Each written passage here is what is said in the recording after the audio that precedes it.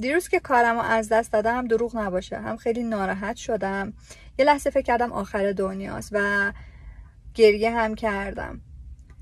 ولی امروز با خودم فکر کردم چیزی که دیروز من فکر میکردم آخر دنیاست نتیجه همون انرژی هایی هستش که من به جهان هستی میفرستم و با بستن اون در مطمئناً درهای بهتری قراره جلوم باز بشن، که همیشه اینطوری بوده. من روزهایی که توی زندگیم فکر کردم که به ته خط رسیدم یا اتفاقایی که افتاده اصلا نباید میافتاد، بعد اون خوشی بسیار بالایی اتفاق افتاده. بنابراین شما من یه چیزی رو از دست دادین مثل من، اصلا ناراحت نباشین، دنیا تمام نشده. این فقط یک مرحله بود که ما ازش عبور کردیم و هنوز به مقصد نهایی نرسیدیم.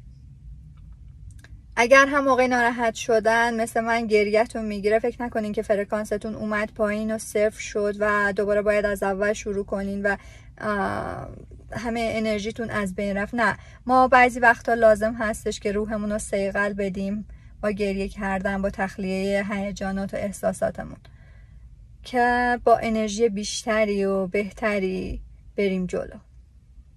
موفق باشین، دوستتون دارم.